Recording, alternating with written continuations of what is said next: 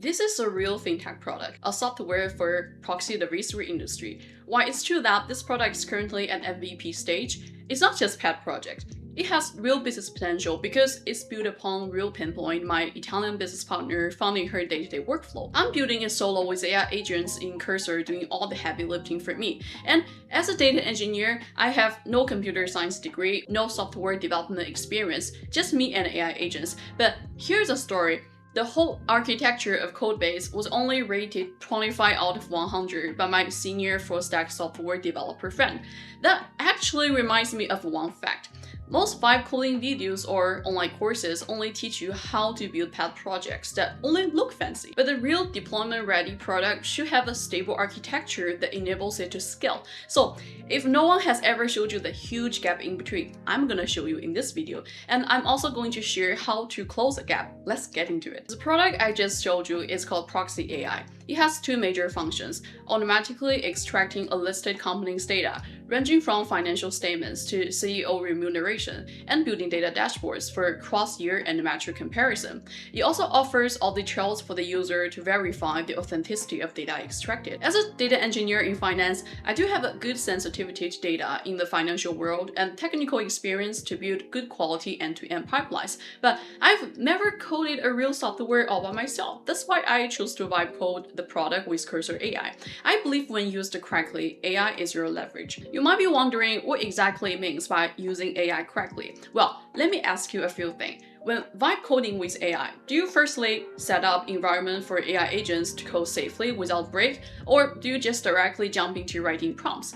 When AI agents return code to you, do you know any efficient way to track what exactly they've built when you reopen IDE, or is the whole process always like a black box? As you code more functions, can you still keep AI agents' behavior on track, or are you always left to wonder why the more prompts you send, the more dumb these agents become? If most of your answers are the latter, you need to learn how to become a good AI manager one step at a time. Let me open Cursor and show you the first step. You need to create a file called agents or whatever you want.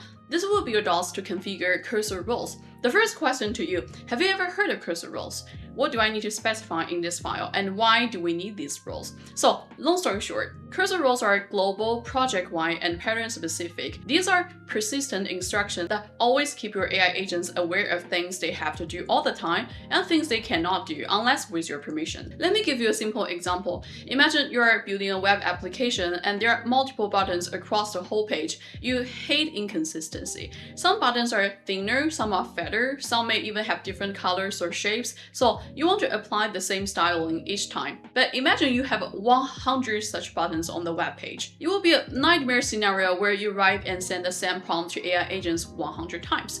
That's why you need to keep it as a cursor rule. This is what you need to do.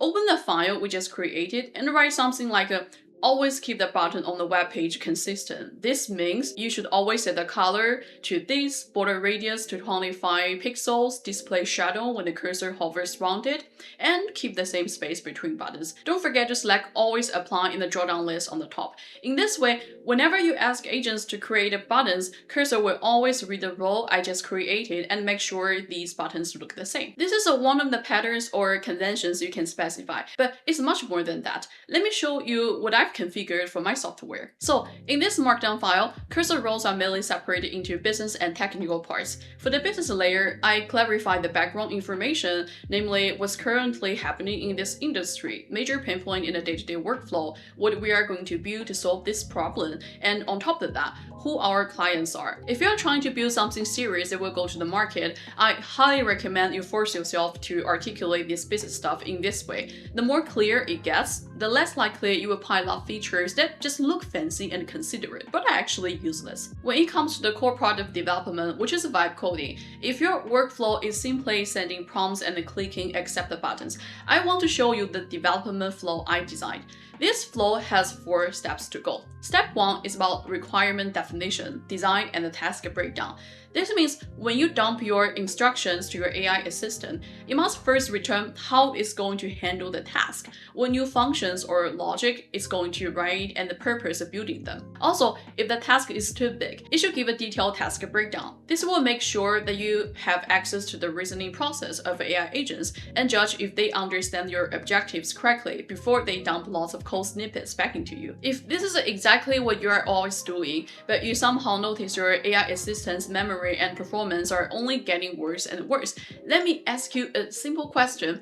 Does your process of vibe coding only happen in the chat panel? If the answer is yes, please stop doing that. It works for small tasks, but once the task gets bigger, particularly those involving complex logics and lots of granular steps, your context window will be consumed so quickly, and in this case, context compaction will be triggered, which means to save context window and to manage token limits, AI agents will automatically delete older parts of the long conversation. But I have a better approach to show you. Let's create a markdown file called plan.md.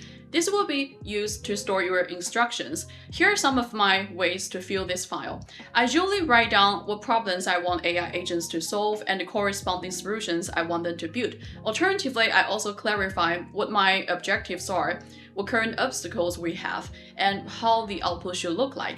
You can drop it in whatever way you like. When you finish, just drag this file to the chat panel as context, and AI agents will read your prompts from this file instead of directly from context window. Then you can say something like execute plan.md according to Cursorrules in agents.mdc. This will save you lots of context window in the long run. As I mentioned in step 1, AI agents should first return how they will approach the task. Likewise, the answer shouldn't squeeze context window either. So where should it go? To further save your context window, let's create another markdown file.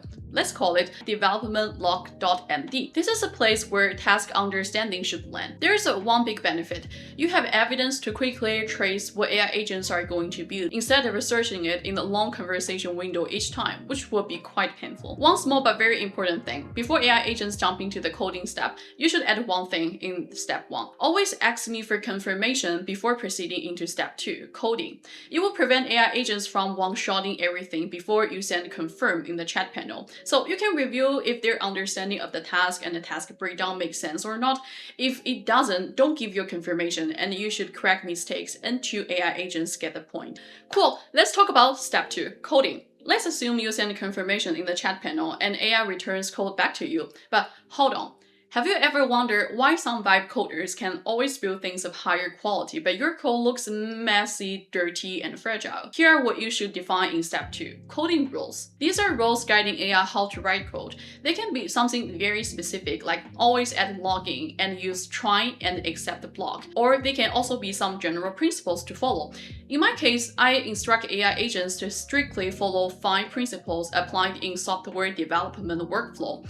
They're abbreviated into SOLID: single responsibility, open close, least cost substitution, dependency inversion. I also prompt AI to avoid duplicates. If one function will be used across multiple modules, it should always be defined once and be imported into each module like a package. Feel free to define any coding rule, and just like step 1, once the coding part is done, ask AI to return what it has built in the development log markdown file. Let's go one step further. Imagine you code something that you think will function quite well. Ideally, you should have a mentor sitting next to you and point out all issues in your code. That's how you learn and grow. I know you're vibe coding everything solo, but what if you ask AI to play the role as mentor? That's why we need step 3. Review and verify. If the coding part is already done by one agent, you should ask another agent to review its code. Otherwise, it will always score its code 10 out of 10. To create a new agent, just click the plus button at the top. Remember, I instructed AI to return its homework in the development log file after the coding step. Here is how it will come into play. Let me select the summary of what it has done and click Add to Chat. So it becomes a context, and the review agent will know what to look into. Then I would say, this is what the coding agent has built. Please verify its code according to the coding rules I wrote in the step 2 of the development flow. If there's anything that fails to follow these rules corrected. Besides code quality, I also require AI agents to verify if all success criteria set in step 1 are met. If no, we should proceed into step 4, debugging. Alternatively, you can also manually test new features on the web page yourself to see if they work properly or not. But I prefer to integrate it into the development flow so everything runs from end to end continuously. Last but not least, whenever some changes happen to the architecture level, always instruct AI to update the markdown docs called README. So when you run this process from end to end, you can let AI do multiple things at the same time, show its understanding of the task, approach task breakdown, and set success criteria, code new functions, perform code review, and update docs while you play the role as the AI manager supervising and guiding its work. This is exactly so-called human in the loop. Now, let's apply all of this to build something. As my software helps the clients to automatically fetch data and build data dashboards just by clicking a button, clients usually want to know where the data is sourced from so that they can verify data authenticity. I built audit trails in one section, telling clients where to pay attention to. For instance, one of the latest major shareholders' information is from 8 years ago. We should remind clients to check if there is any recent update on this shareholder. So I want to apply this audit trail in financial statement section as well. Okay, so this is a plan markdown file I wrote beforehand.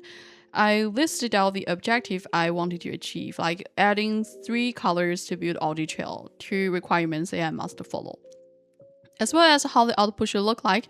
Then I'm going to drag this file to the chat panel as context information and say execute plan 12 according to agents.mdc. Let's wait a bit for AI to come up with plan. As you can see, AI has already generated something in the log file. Now it's asking me a couple of questions, and this is like the function I really like in Cursor. It doesn't just assume what you want. Instead, it will return like single choice question to clarify what you really want, and each question even has recommended solution. Let me open this log file and check how AI is going to approach this task, if its understanding is correct or not, like also what success criteria it has set up for me. When building something, I highly recommend you read through this, but to save us some time here, let me just assume everything makes sense. I'm going to say confirm in the chat panel and let AI do all the heavy lifting. As it's returning lots of code snippets, we should review what it has built and if it makes sense or not. But to speed up, I will just click keep button here. As for now, the coding part is done and AI has returned every change it has made and every new function it has added. Let me create a new agent to review the code quality. I'm going to select all of this and click add to chat. I'm going to say something like review new functions built according to development log.md. Verify the code quality according to the principles in agents.mdc. These are the principles I mentioned previously in case you don't remember. Let's wait AI to finish the heavy lifting part.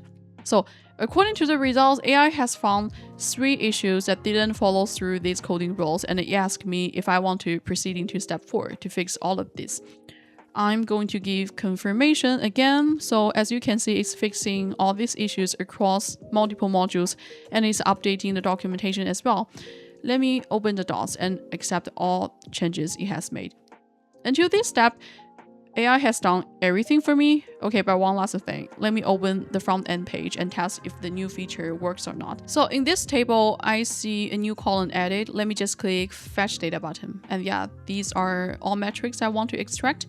Then confirm. Let's wait a bit for the results to pop up. Okay, here we go. This is really cool. Now we can see where all this data across multiple years per row is from. As a user, you just need to open the URL below and locate all these numbers to a specific page in source column.